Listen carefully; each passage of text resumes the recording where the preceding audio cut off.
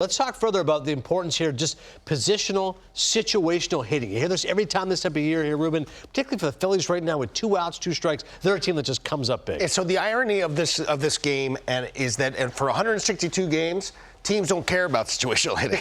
and really, that's what's happened to this game. And in playoff time, that's the most important part of the game. And you see the Phillies doing a great job here lately, and especially this last game, of getting those 2-out knocks. You see Alec Boehm getting his knock, that double, driving in an extra run there with 2 outs. And that all started really just with an innocuous base hit.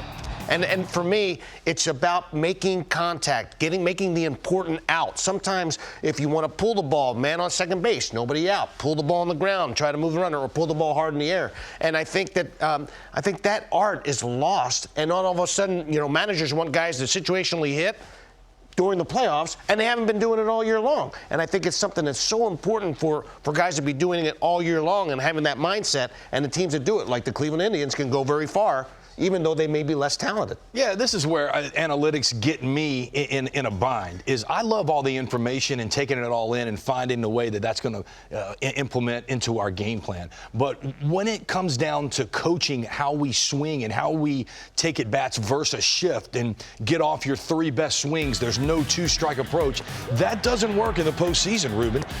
You have to take what the situation of the game is dictating you take in putting a ball in play. And here we're just seeing some big swings. That was Manny struggling a little bit.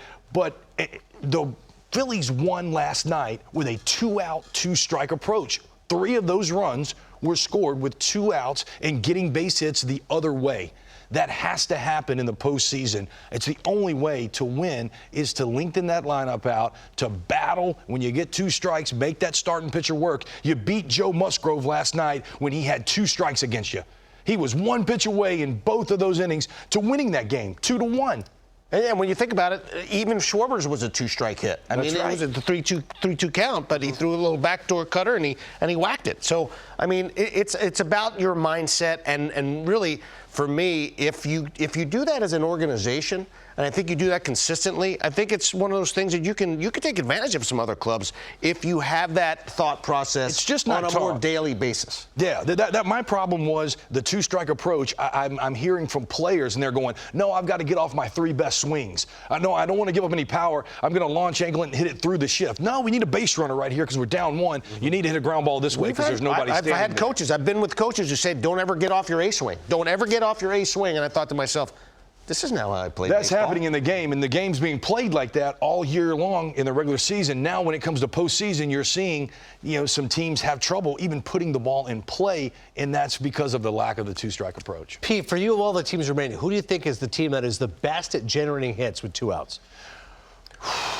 That's a tough one for me, but I would have to go back to that Houston team. Houston just does a really good job. You see Bregman's 3-run homer was a 1-2 count, not trying to do too much. He wasn't trying to hit a 3-run homer there. It was just reactionary, choke up on the bat again. I would say Houston, top to bottom, is the best at manufacturing runs that's left. For you, Ruben? I say the Phillies. I've been watching them do it. And again, Harper's come up with some big base hits and Schwarber's hit some bombs. But you start thinking about it. I mean, Alec Boehm in the 4th inning, he got a knock. That started an inning. Bryson Stott backs it up with a double. Then Gene Segura, he flips that little base hit to right field off of Musgrove on a very difficult pitch. And then, then you have Castellanos. He hits a double with 2 outs. And then then Alec Boehm trades places with him with another RBI double.